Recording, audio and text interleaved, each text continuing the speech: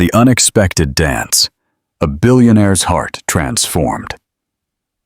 Get ready for a truly inspiring story that will remind you that love knows no boundaries. Hit that like button, subscribe to my channel, and tell me in the comments, have you ever witnessed a moment of pure joy that changed your perspective on life? Part 1. A Dance in the Ballroom. "No, Leo, stay here with me," Sebastian whispered, gently gripping his son's arm, watching the boy gaze, fascinated, at the couples dancing in the elegant ballroom of the Miami hotel. "But Daddy, I want to dance too," Leo replied, with that innocent smile that always melted his father's heart, but also filled him with terror. Sebastian looked around the luxurious ballroom. Guests of the annual Miami Multicultural Foundation Gala watched him discreetly, some with curiosity, others with thinly veiled pity. At 35, he had built a real estate empire that had made him one of the city's richest men. But in moments like this, he felt utterly lost. "My love, people are watching us," he murmured, nervously adjusting his tie.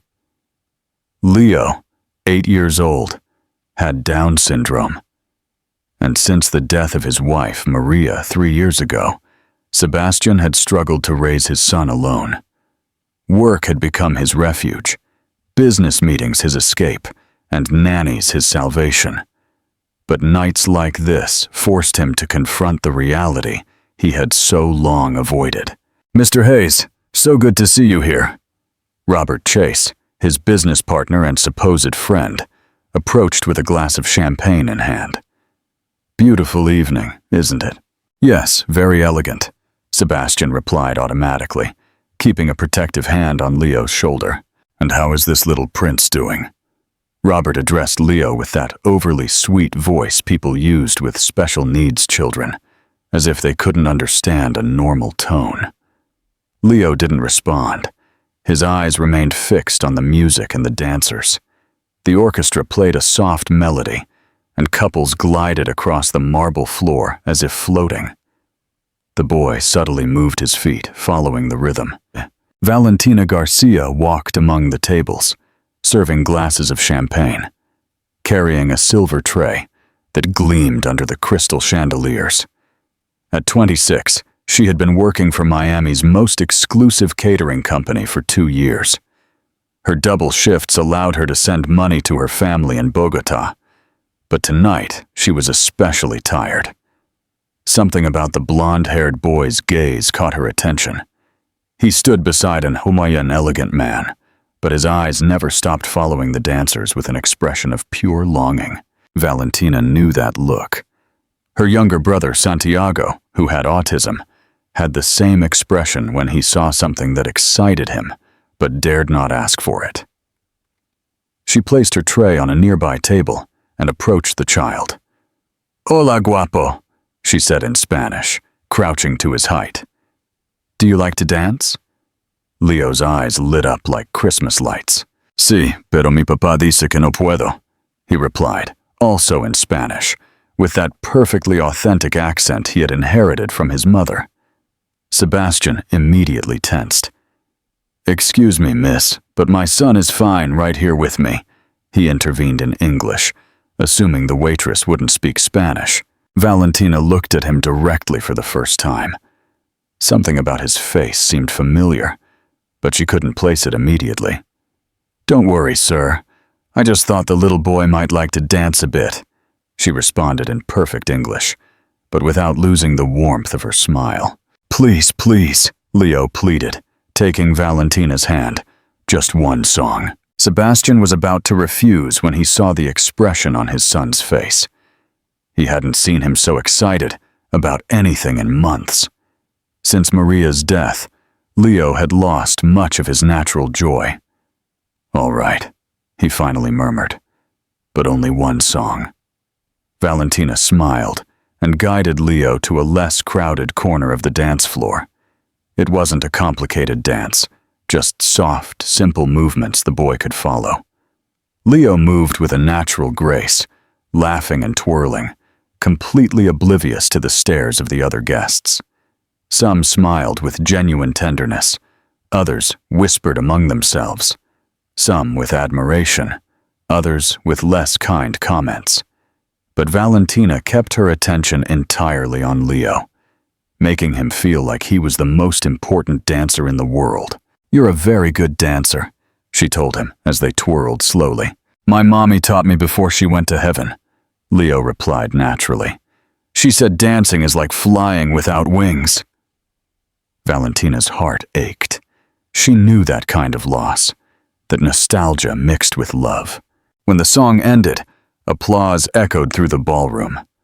Leo took a small bow, imitating what he had seen professional dancers do, and Valentina played along with an elegant curtsy.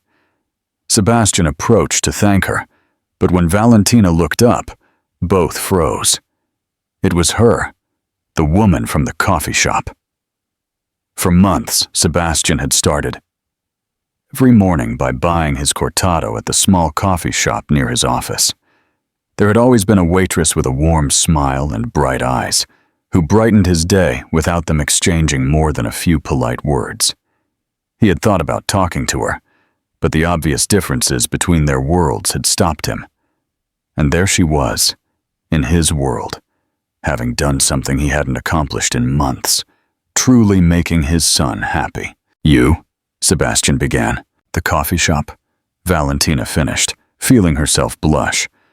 "Cortado, no sugar, every morning at 7:15. Leo looked at them, confused but happy, still holding both their hands. "You already knew each other?" he asked curiously.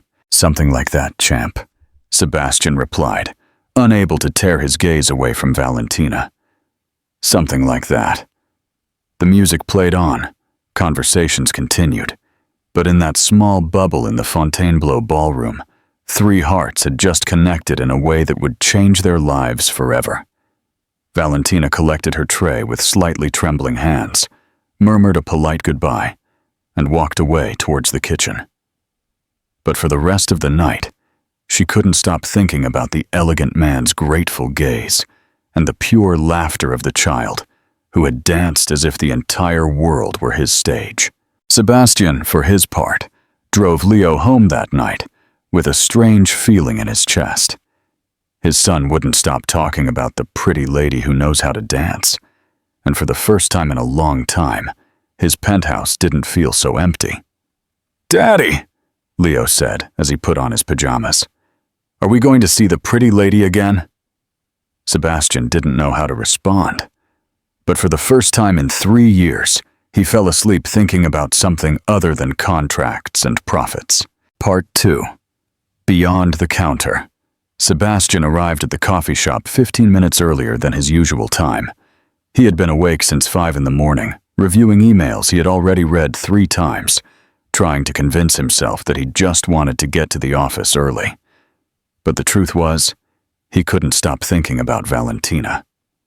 The doorbell jingled when he entered, and there she was, wiping down tables with that quiet efficiency he had observed so many mornings without truly seeing her. "Good morning," Valentina said, looking up with a smile that seemed a little nervous. "You're early today." "Yes, well." Sebastian approached the counter, feeling ridiculously like a teenager. I wanted to thank you for last night, with Leo." "There's nothing to thank me for," she replied, beginning to prepare his cortado without him asking. "Your son is wonderful. He has a very pure heart.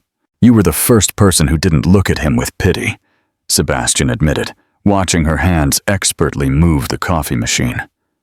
"How did you know what to do?" Valentina paused for a moment, as if deciding how much to share. "My younger brother in Colombia has autism, Santiago.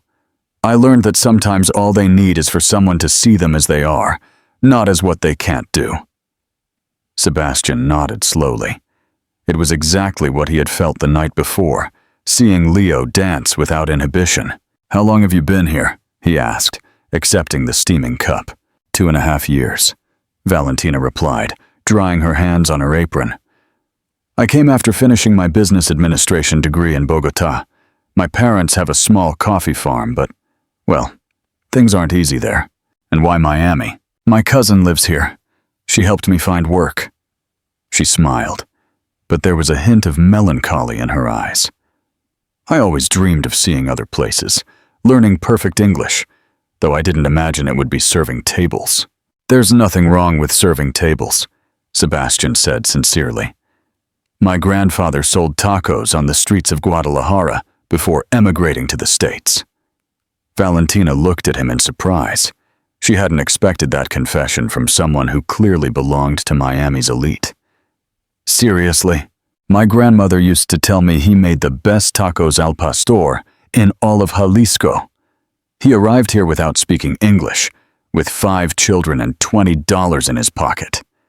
Sebastian took a sip of his coffee. He always told me it doesn't matter where you work, but why you do it. Then you understand, Valentina murmured. I work here in the mornings and catering in the evenings. Everything I can save goes to my family. My brother wants to study music, and my parents, well, keeping the farm is getting harder and harder. The conversation was interrupted by other customers who began to arrive, but something had changed between them. The invisible barrier that had existed for months had become a little more transparent. Over the next 3 weeks, Sebastian's mornings took on a new meaning. He arrived punctually at 7:15, but now he stayed 10, 15 extra minutes, chatting with Valentina between customers. He learned about her family, Don Carlos and Doña Mercedes, her parents, who had inherited the farm from Valentina's grandparents. Santiago, her 23-year-old brother, who composed songs on an old guitar but had never had the chance to record them. Her grandmother, Esperanza, who had taught her to cook and told her that food made with love always tastes better. Valentina, for her part, discovered that beneath the business suit was a man struggling with loneliness and guilt. Sebastian told her about Maria, how they had met in college, how she had been the light of their home and the only one who truly understood Leo. Sometimes I feel like I'm failing him, he confessed one morning, absently stirring his coffee. Maria knew exactly what to do with him. She knew when he needed space, when he needed affection, how to make him laugh when he was sad. I just work and hope the nannies know what to do. But you love him, Valentina said simply. That's clear, and he knows it. How can you be so sure? Because of how he spoke about you last night. My daddy is the smartest in the world, he told me. He builds houses so families can be happy. Sebastian felt his throat close. He hadn't known Leo thought that of him. Part 3. Seeds of doubt. The chance encounter at the mall changed everything. Sebastian had taken Leo to buy shoes when he heard his son shout excitedly, "Valentina! Valentina!" Leo ran to her. She had just come out of a store with a small bag. The mall was crowded, and Sebastian saw his son beginning to get nervous from the noise and the crowds. But Valentina immediately crouched down and began to softly sing him a song in Spanish, something about mountains and coffee, until Leo calmed down completely. "How did you know to do that?" Sebastian asked, impressed. Santiago reacts the same way in very crowded places. Music calms him down, Valentina explained, still gently stroking Leo's hair. My grandmother taught me that song when I was a child. "Will you teach it to me?" Leo asked, his eyes shining. And there, in the middle of the mall, Valentina taught Leo the song. Sebastian watched them sing together in Spanish, seeing his son more relaxed and happy than he had been in months. That night, Leo wouldn't stop talking about Valentina. "Daddy, do you think Valentina can come for dinner sometime?" "I don't know, champ. She's very busy with her work, but she cooks well," he told him, "and she knows a lot of songs. And she told me that in Colombia, there are giant mountains where coffee grows." Sebastian felt a strange pang in his chest. For the first time since Maria's death, Leo was asking for a woman's company, and for the first time in a long time, he also desired that company. but the differences between their worlds seemed enormous.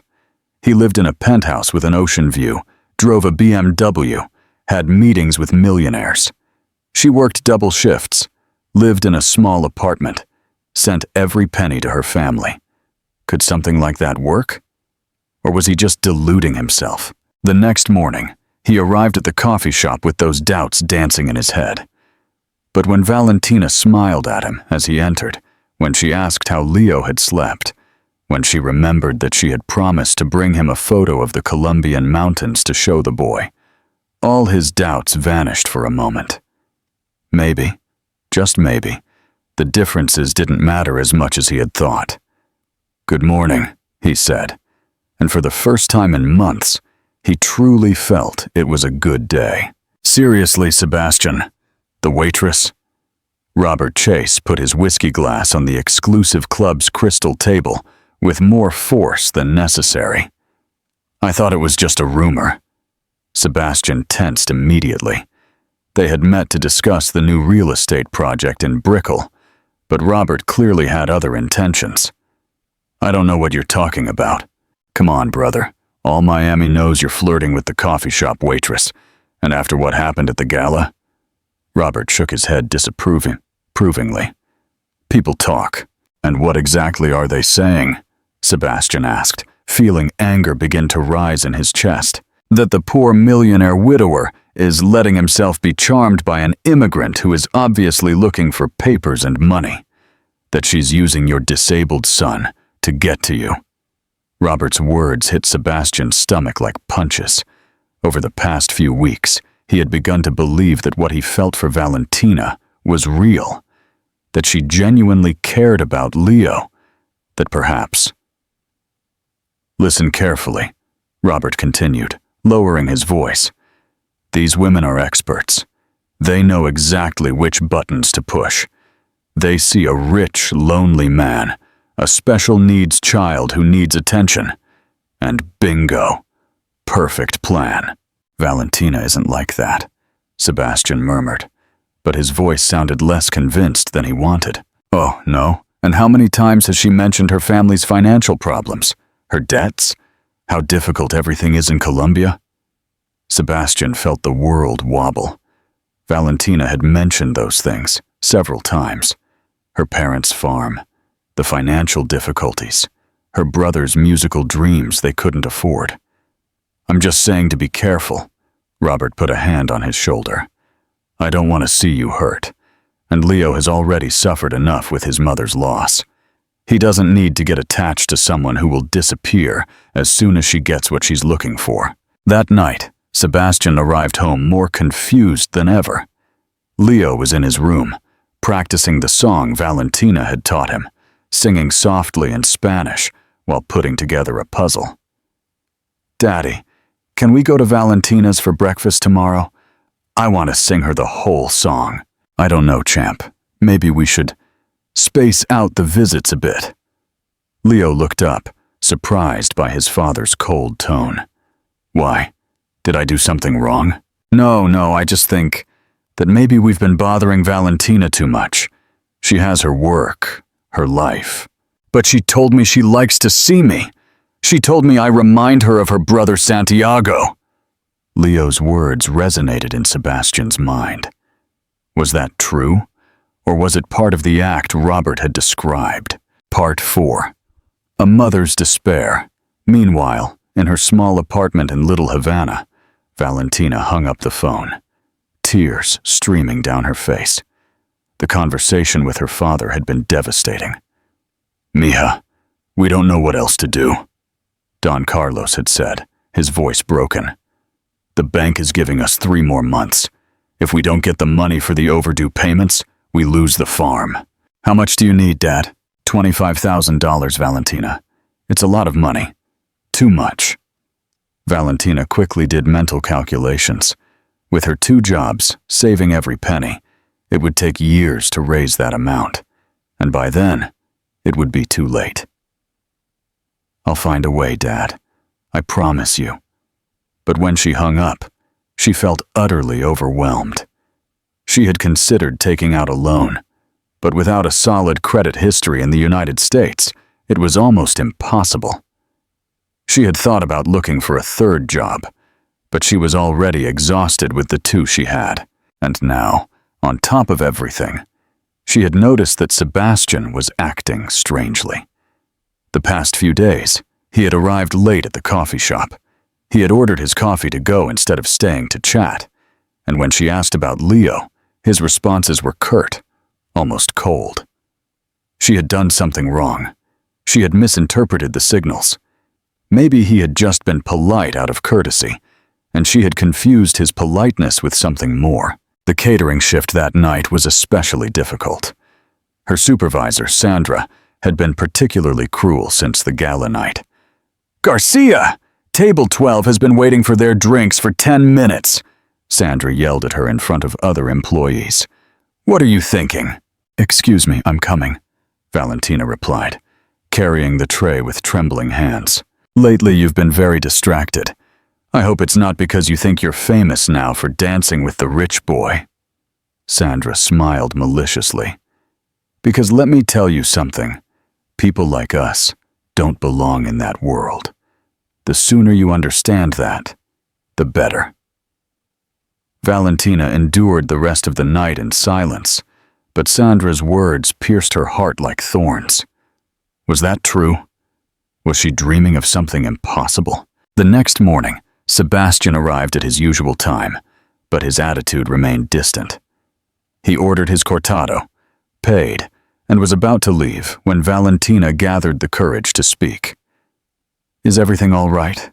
Lately you seem bothered with me." Sebastian stopped, feeling guilty for his coldness, but also influenced by the doubts Robert had planted. "I've just been busy with work. And Leo? I haven't seen him in days. I hope he's okay." "Leo is perfectly fine. Perhaps it's better if we keep some distance. I don't want him to get too attached." The words came out harsher than Sebastian had intended, but it was too late to retract them. Valentina felt as if she had been slapped. The message was clear. She wasn't welcome in their lives. "I understand, Mr. Hayes." The return to formal address was like a wall rising between them. Sebastian left feeling miserable, but convincing himself that he had done the right thing. "What do you think of Sebastian's behavior? Is he just protecting Leo or is he being unfair? Leave your comments below." That afternoon, while reviewing contracts in his office, he received a call from Leo's school. "Mr. Hayes, Leo is physically fine, but he's been very quiet today. He says he doesn't want to sing in Spanish anymore, and when we ask him why, he just says it doesn't matter anymore. Has anything happened at home?" Sebastian hung up the phone, feeling like the worst father in the world, but the doubts Robert had sown continued to grow in his mind like poisonous weeds. That night, while they ate dinner in silence, Leo finally spoke. "Daddy, does Valentina not want to be our friend anymore?" "Why do you ask that, champ?" "Because we don't go see her anymore, and you get sad when you talk about her." Sebastian looked at his son, that incredible boy who saw the world with a clarity he had lost somewhere between money and fear. "It's complicated, Leo. Mommy used to say the only complicated thing about love is when you're afraid to feel it." Maria's words, spoken through his son's innocent voice, hit him like lightning. But the damage was already done, and Sebastian didn't know how to fix it. Across town, Valentina cried silently as she prepared her uniform for the next day, wondering why she had been so foolish as to believe that someone like Sebastian Hayes could truly be interested in someone like her. Part 5. A Child's Brave Journey. "That woman is not suitable for our family," Robert yelled, pacing back and forth in Sebastian's penthouse. "You don't understand what's happening. She's manipulating you." Sebastian held a glass of whiskey, watching the lights of Miami through the large window. It had been a week since his last real conversation with Valentina, and both he and Leo were miserable. "Listen closely, brother," Robert continued. "I did some digging. This woman lives in a rundown apartment in Little Havana, works 2 jobs, and according to my sources, her family is broke. How long do you think it will be before she comes to you with tears in her eyes asking for help? Robert, that's enough. No, someone has to tell you the truth. Leo already lost one mother. Are you going to let him get attached to a gold digger who will break his heart when she gets what she's looking for? Neither of them knew that Leo was hiding behind his bedroom door, listening to every word. At 8 years old, he understood more than adults gave him credit for. He had seen how his daddy had become happier since they met Valentina. He had seen how he smiled when he talked about her, how he dressed better in the mornings before going to the coffee shop. He had felt, for the first time since his mommy died, that maybe they could be a complete family again. But now Uncle Robert was saying horrible things about Valentina, and his daddy wasn't defending her. You have to keep her away from Leo once and for all, Robert insisted. That child already suffers enough with his condition. He doesn't need more disappointments. My son doesn't suffer because of his condition, Sebastian finally replied, his voice dangerously low. Leo is perfect as he is. You know what I mean. Don't make this more difficult than it already is. Leo couldn't listen anymore. Tears in his eyes, he silently ran to his room and closed the door. His heart pounded furiously, and he felt confused and scared. Why did Uncle Robert hate Valentina so much? Why wasn't his daddy defending her? Why did adults always complicate everything? He remembered his mommy's words. If something is important to you, my son, you have to fight for it. Don't let others decide for you what will make you happy. Leo made a decision. He waited until Robert left, and his daddy locked himself in his office. Then, remembering the emergency lessons his mommy had taught him, he took some bills from the jar where he kept his allowance. He wrote down Valentina's address on a piece of paper. He had heard her give it to his daddy weeks ago. Then he slipped out of the building. The doorman knew him well, but was surprised to see him alone. Going somewhere, champ? I'm going to see a friend. My daddy said I could. Leo lied, feeling guilty, but determined. Outside, he hailed a cab, as he had seen his mommy do so many times. To Little Havana, please, he said, showing the paper with the address. The ride took almost an hour, and Leo felt increasingly nervous as they moved further from his familiar world. Elegant buildings gave way to smaller houses. The streets became noisier, and he heard more Spanish than English. When he finally arrived at the small apartment building where Valentina lived, Leo paid the taxi driver and stood on the sidewalk, feeling very small and very scared. But he thought of Valentina, of how she had made him feel special, of how she sang with him and taught him Spanish words, and he gathered the courage to ring the doorbell. Valentina was preparing a simple dinner when she heard the doorbell. She wasn't expecting anyone, and it was already late. When she opened the door and saw Leo standing there with tears in his eyes, her heart leaped into her throat. Leo, what are you doing here? Where's your dad? Valentina, Leo sobbed, throwing himself into her arms. I don't want you to leave. Please don't leave. Valentina hugged him, utterly confused and terrified. What are you talking about, my love? How did you get here? By taxi, like Mommy taught me for emergencies, Leo replied, clinging to her. I heard Uncle Robert. He says you're mean, that you want Daddy's money, but I know it's not true. I know you really love me. Valentina felt her heart break. She guided Leo inside and sat him on her small sofa, trying to keep calm as she dialed Sebastian's number. Leo, my love, your daddy must be so worried. I have to call him. No, Leo cried. He'll make me leave, and I'll never see you again. He doesn't want to see you anymore. He says it's better if we keep our distance. Each word was like a stab for Valentina. So that was what had happened. Sebastian had decided she wasn't suitable for his family. My love, listen to me, she said, kneeling in front of Leo. Sometimes adults make decisions we don't understand.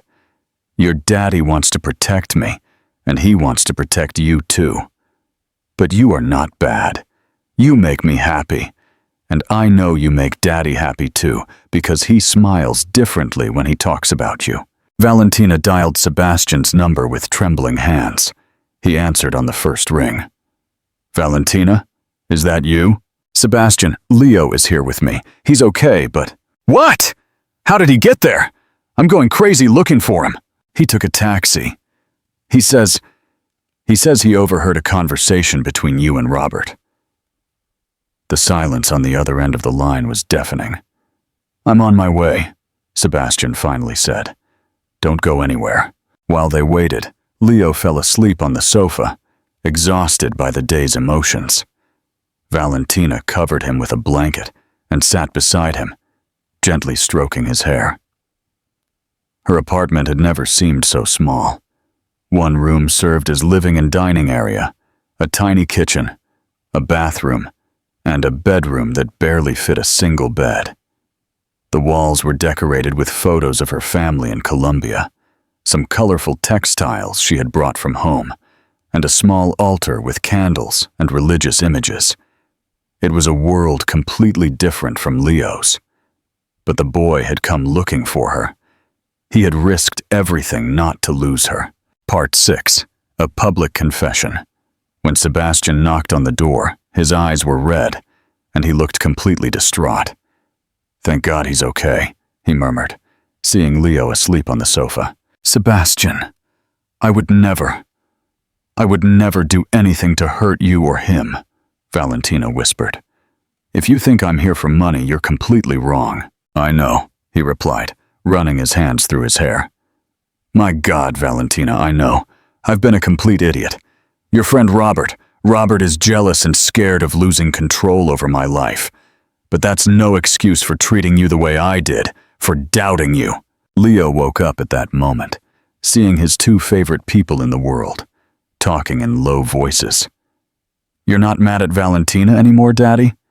Sebastian approached and sat on the sofa, hugging his son. "No, champ. Daddy made a very big mistake, and I'm going to apologize to Valentina. But Uncle Robert says she's bad." "Uncle Robert is wrong, Leo. Sometimes adults say mean things when they're scared. But Valentina is the kindest person I know." Leo smiled, but then became sad again. "But is she going to Colombia? I heard her family needs money." Valentina blushed. She didn't want Sebastian to think she had been talking about money to manipulate him. "My love, sometimes families have problems, but that doesn't mean—" "How much do they need?" Sebastian asked directly. "Sebastian, no, I can't accept—" "I'm not offering you charity, Valentina. I'm asking you because you matter to me, because you matter to Leo, and because if there's anything I can do to help, I want to do it." Valentina began to cry. For months, she had carried the weight of her family's problems alone, working to exhaustion, feeling helpless and desperate. $25,000, she whispered. "But I can't accept that from you. It wouldn't be right. Why wouldn't it be right to help the family of the woman I love?" The words came out before Sebastian could stop them. All three froze. "Do you love Valentina, Daddy?" "Yes, Leo, I do. And I should have told her a long time ago, instead of listening to people who don't understand what truly matters." Valentina looked at him with tears in her eyes. "I love you too, Sebastian. You and Leo. But I'm afraid our worlds are too different."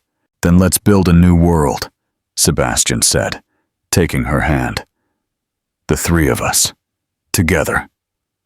Leo applauded, finally seeing his two favorite people happy again. But the next day, Valentina received a call from her supervisor. "Garcia, don't come in tomorrow. You're fired." "Why? What did I do wrong?" "Let's just say, certain important people aren't happy with your unprofessional behavior." Valentina hung up the phone, trembling. Without a job, without money, and with her family in crisis, maybe there was no future for her in Miami after all. Maybe it was time to go home, no matter how much it hurt to leave behind the love she had just found. What do you think of Sebastian's unexpected confession? And what will Valentina do now that she's lost her job? Share your thoughts in the comments. Part 7. A new chapter begins. 3 months had passed, and Sebastian's penthouse felt like a mausoleum. Leo barely spoke. He had stopped singing in Spanish and flatly refused to dance. Nannies complained that the boy had become apathetic and distant. Sebastian wasn't doing any better. He had plunged into work with obsessive intensity, closing contracts and expanding his real estate empire, as if every new project could fill the void Valentina had left in his life. "Mr. Hayes, you have a call from Colombia on line 2, his secretary announced that Friday morning. Sebastian felt his heart race. Could it be Valentina? But when he answered, it was the voice of an older man. "Sebastian Hayes, this is Carlos Garcia, Valentina's father." "Don Carlos, is everything all right? How is Valentina?" "Valentina is... She is very sad. She's been here for 3 months, helping us with the farm, but she cries every night. She says you and Leo are fine, but I know it's not true."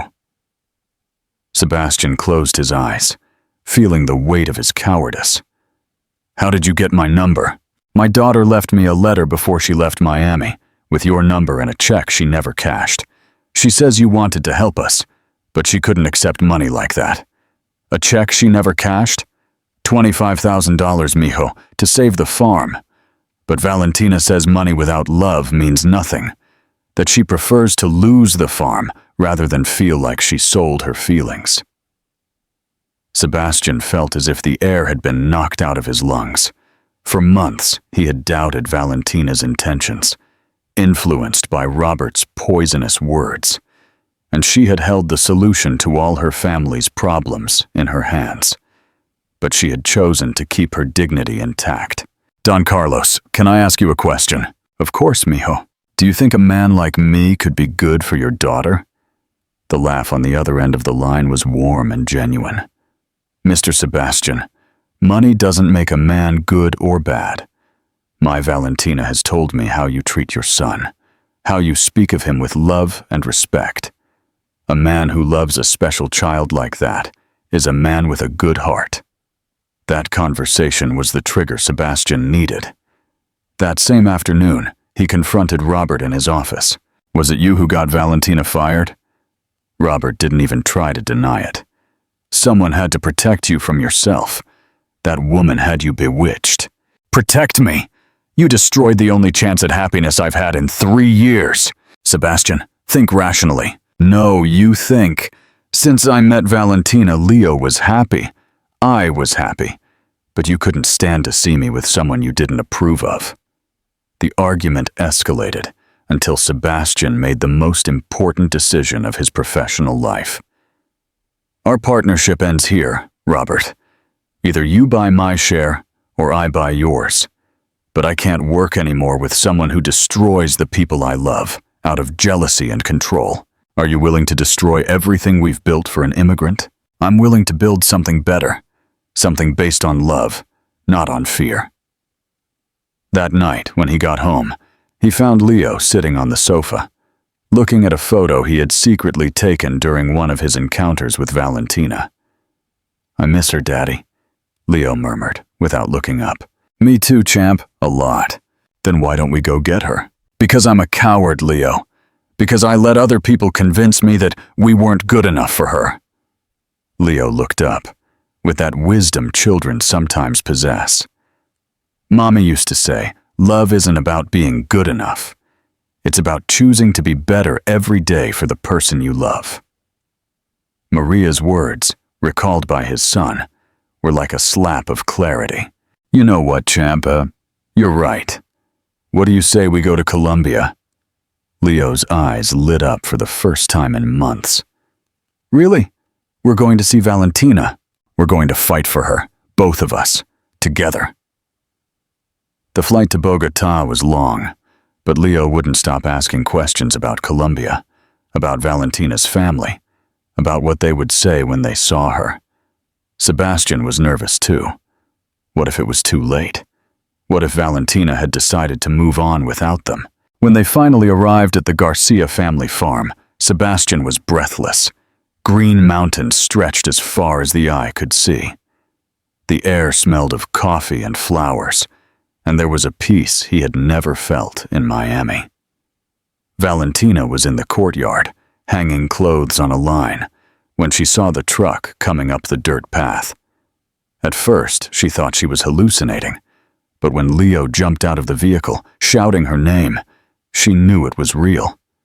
"Valentina! Valentina! We came for you!" She ran to him, lifted him into her arms, and for a moment, the world stopped. Sebastian approached slowly, feeling both unsure and hopeful. "Hello," he said simply. "Hello," Valentina replied with Leo still in her arms. "What are you doing here?" "I came to ask you to dance with me," Sebastian said, recalling that magical first night at the hotel. But Valentina didn't smile as he expected. Instead, she put Leo down and took a step back. "Sebastian, you can't just show up here after 3 months expecting everything to be the same. I know I messed up. I know I was a coward and an idiot. But what? You realized you missed me? You decided maybe I was good enough for you?" The pain in her voice was evident, and Sebastian realized how much damage he had caused with his silence and his doubts. "Valentina, I found the check. Your dad called me. You never cashed it. And what does that matter? It matters because I realized Robert was right about one thing. You're too good for me. But he was wrong about everything else. You didn't come into my life for money. You came to teach me what's truly worthwhile." Leo approached Valentina and took her hand. "Please don't be mad at Daddy. He cries at night too, just like you." Valentina looked at Leo, then at Sebastian, and felt her heart soften despite all the pain. "Why did you really come?" "Because I love you," Sebastian said simply. "Because Leo loves you. Because for 3 months our house hasn't been a home without you. And because I want to prove to you that I can be the man you deserve." "And how do you plan to do that?" "By staying here, learning about your world, working on the farm if you let me, showing you that I don't need you to change to love me, that I want to change myself to be worthy of your love." Valentina looked at him for a long moment, seeing the sincerity in his eyes, the genuine repentance, and the love she had tried to deny for months. "1 week, she finally said. "I'll give you 1 week to prove this is real. 1 week working on the farm, 1 week living as we live, without luxuries, without employees, with nothing but hard work and family." Sebastian smiled for the first time in months. Accepted. And so began the week that would change everything forever. Part 8. 2 worlds. 1 heart. The week on the farm was like waking from a long, confusing dream. Sebastian rose at 5 in the morning to help with the coffee harvest. His hands became calloused, and for the first time in years, he fell asleep from the exhaustion of physical labor, not the stress of meetings. Leo blossomed in that environment, like a plant finally finding the right soil. He played with the children of the farm workers, learned to milk cows with Grandpa Carlos, and sang Colombian songs with Grandma Mercedes while she cooked. "See how happy Leo is here?" Valentina asked one afternoon as they watched the boy run through the coffee fields with other children. "I've never seen him like this," Sebastian admitted, wiping sweat from his forehead. "In Miami, I was always worried about him being seen as different. Here, he's just a kid. Because here, no one judges him. My brother Santiago is special too, remember? For us, differences are just that. Differences, not defects." Santiago had turned out to be a talented and affectionate young man who connected immediately with Leo. He played guitar, composed songs, and was teaching Leo some basic chords. "Your son has a good ear for music," Santiago told Sebastian one night as they all sat around the fire. "In Bogotá, I know music schools that would be perfect for him." "Are you seriously considering moving to Colombia?" Valentina asked that night as they walked along the path leading to the river. "I'm considering many things," Sebastian replied honestly, "like dividing my time between here and Miami, like investing in coffee farms, like making sure Leo grows up knowing both cultures. And your company. Robert is no longer my partner, and I've realized I have enough money to live comfortably without having to work 80 hours a week. Maybe it's time to prioritize life over work. The 7th day arrived faster than anyone would have liked. It was the day of the annual Harvest Festival, and the whole town gathered to celebrate. There would be music, dancing, food, and joy. Sebastian was nervous. He knew that today Valentina would give him her answer, and he wasn't sure if he had done enough to earn her forgiveness and her love again. The festival began at dusk. Families brought traditional dishes. Local musicians played vallenatos and bambucos, and couples began to dance in the town square. Leo ran to Sebastian when he saw the music begin. "Daddy, ask Valentina to dance with you, like at the fancy hotel." Sebastian looked towards Valentina, beautiful in a simple white dress and flowers in her hair that the village women had put there. She was surrounded by her family, laughing with her cousins, completely in her element. "I don't know, champ. Maybe she doesn't want to." "Of course she does. She loves you. You just have to ask her." Santiago approached with his guitar. "You know what? I'm going to play the song I composed for Valentina when she went to Miami. It's called Divided Heart. It's perfect for dancing." Sebastian took a deep breath and walked towards Valentina.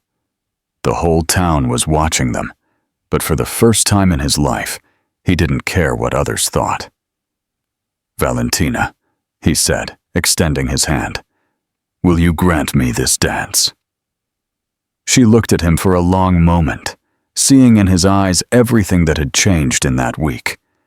The arrogant and fearful man had disappeared, replaced by someone more authentic, more vulnerable, more real. "Are you sure? Everyone in town is watching us." "Let them watch," Sebastian replied with a smile. "Let them see that a man from the city can fall madly in love with a woman from the mountains. Let them see that love knows no borders or social classes." Valentina took his hand and let herself be guided to the center of the square. Santiago began to play, and his voice rose into the night, singing about hearts divided between two worlds, but that ultimately find their home in love. Sebastian was not an expert dancer, but he moved with sincerity and passion. He didn't care when he misstepped. He didn't care when the children laughed at his clumsy moves. He only cared about Valentina, the music, and the feeling that he was finally where he belonged. "I love you," he whispered as they twirled slowly. "I love you. I love your family. I love this place. I don't want a world without you in it." "I love you too," Valentina replied, tears in her eyes. "But I need to know this is real, that you won't change your mind when we go back to Miami." "We're not going back to Miami." "Well, not only to Miami," Sebastian said, stopping in the middle of the dance. "I want us to live in both places, for Leo to know both his cultures, for our children. Our children, if you want to have them with me." Sebastian knelt right there, in the middle of the square, in front of the entire town. "Valentina Garcia, will you marry me? Will you build a life that connects our two worlds?"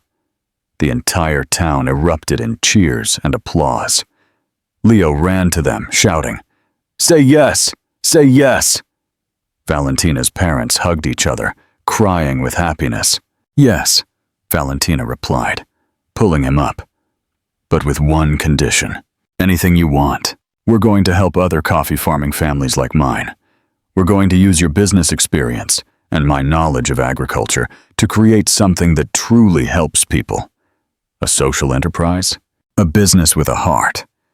Sebastian kissed her in front of the whole town, sealing not only their engagement, but the birth of a new life that would honor both cultures and both worlds. Part 9. The Sweetness of Home. The wedding took place 3 months later on the same farm. It was a perfect blend of elegance and tradition. Guests from Miami arrived on private planes to celebrate alongside Colombian farmers. The music included both mariachis and vallenato groups, and the food was a festival of flavors representing the union of two cultures. Leo was the proudest ring bearer in the world, carrying the rings in a small woven basket made by Grandma Mercedes. Santiago composed a special song for the ceremony, and even Robert appeared, humbly apologizing for his behavior and asking for a second chance. "Your father is watching from heaven," Don Carlos whispered to Sebastian during the ceremony, "and I'm sure he's proud of the man you've become." 1 year later, at another Miami gala, but this time as a complete family, Sebastian, Valentina, and Leo entered hand in hand. The difference was remarkable. Leo walked with confidence, speaking Spanish and English interchangeably, telling anyone who would listen about his family's coffee farm in Colombia. Sebastian had sold part of his real estate company and had invested in a joint project with Colombian coffee cooperatives. Café Corazon had become a recognized brand that paid fair prices to producers and had helped more than agricultores families save their farms. Valentina, now 4 months pregnant, worked as director of producer relations, traveling between Miami and Colombia, ensuring that each family had the tools and support needed to prosper. "Ready to dance?" Sebastian asked her when the gala music began. "Always," Valentina replied, smiling as she placed her hand in his. This time, when they went out onto the dance floor, there were no looks of curiosity or judgment. There was admiration for a family that had shown that true love can build bridges between any differences. Leo joined them on the dance floor, twirling between his parents, laughing with that pure joy only children can feel when they know they are completely loved. And as they danced under the chandeliers, Sebastian remembered Maria's words that Leo had shared. "Love isn't about being good enough. It's about choosing to be better every day for the person you love." He finally understood. True love wasn't about perfect worlds or lives without problems. It was about choosing each day, building something beautiful together, regardless of differences or difficulties. And as his family danced under the Miami stars, their hearts divided between two countries, but united in love. Sebastian knew they had found something no money could buy, a true home. What do you think of Sebastian's transformation? And how amazing is it that Leo was the catalyst for it all? Share your thoughts and emotions in the comments below. Finca Corazon had grown beyond anyone's most ambitious dreams. What began as a family operation now employed over 200 people and had expanded its operations to 3 regions of Colombia. Sebastian woke that Saturday morning, not to the sound of an alarm, but to the laughter of his children running through the hallways of the house they had built on the farm. A house that combined modern elegance with traditional Colombian warmth, high ceilings with wooden beams, huge windows framing the mountains, and a garden full of native flowers where the children could play freely. "Daddy, Daddy, look what I found." Isabella, his 3-year-old daughter, burst into the room, a small frog in her hands. "Bella, don't bring animals into the house," scolded Leo, now 13, and the most protective older brother in the world. Sebastian laughed, getting up to help Isabella return her new pet to the garden. He found Valentina in the kitchen, preparing breakfast with the help of Sophia, their 5-year-old second daughter, who took her job of mixing scrambled eggs very seriously. "How did my favorite wife wake up?" Sebastian asked, kissing Valentina's cheek. "I'm your only wife, silly," she replied, laughing. "And I woke up perfect, although your youngest son woke me up at 5, serenading the chickens." Santiago, their 2-year-old, had inherited his uncle's musical talent and constantly invented songs for everything he saw. "Has Robert arrived yet?" Sebastian asked, pouring coffee into cups. "An hour ago. He's in the backyard with Dad, discussing the new irrigation system. They've been at it since he arrived last night." Robert had changed drastically in recent years. After genuinely apologizing for his behavior, he had begun to visit the farm regularly, initially out of social obligation, but gradually he had developed a real love for the countryside and the work they were doing. He had even learned basic Spanish and had invested some of his money in the project. "And how is Leo doing with the decision?" Valentina asked, referring to the conversation they had had the night before. Leo had received a full scholarship to study at Berklee College of Music in Boston. It was an incredible opportunity, but it meant moving away from the family for the first time in his life. "He's nervous, but excited. I think he's ready," Sebastian replied, "though I'm going to miss him terribly." "He'll be fine. We've raised a strong and confident boy, and Boston isn't that far." At that moment, Santiago ran in, covered in dirt from head to toe. "Mommy, Daddy, the flowers sang to me!" "The flowers sang to you?" Valentina asked, picking him up to clean him. "Yes, they made music with the wind." Sebastian smiled, remembering when Leo was little, and he also saw the world with that magic that only special children could see. After breakfast, the whole family walked to the processing area, where the inauguration ceremony for the new roasting plant was taking place. There were reporters from various business magazines, representatives from the Colombian government, and dozens of farming families who were now part of the Café Corazon cooperative. 5 years ago, Sebastian began his speech, with Valentina and the children by his side. "A special child taught me that love knows no boundaries. An extraordinary woman showed me that true wealth is not measured in bank accounts, but in the lives you touch and the families you help prosper." The audience applauded, but Sebastian continued. "Café Corazon is not just a company. It is proof that when different worlds come together with respect and love, they can create something more beautiful than anyone could imagine alone." After the ceremony, the family headed to their favorite spot, a small hill from which they could see the entire farm. It was the same place where Sebastian had proposed to Valentina 5 years ago. Leo approached his parents, carrying Santiago on his shoulders, while Isabella and Sofia picked wildflowers. "Daddy, Mommy, thank you for bringing me here, for teaching me that being different is being special." "You taught us that, my love," Valentina replied. "Do you think someday I can help other kids like me?" "I think you're already doing it," Sebastian said. "Every time you show your joy, every time you sing, every time you're simply yourself, you're teaching the world that difference is beautiful." As the sun set over the coffee mountains, the Hayes Garcia family sat on their favorite hill, watching the lights begin to turn on in the houses of the valley. Each light represented a family that had found stability and hope through Café Corazon. "You know what?" Valentina said suddenly. "I think it's time for another adventure." "What kind of adventure?" Sebastian asked. "I've been thinking about expanding the project to Guatemala. There are families there who need the same kind of help we gave here."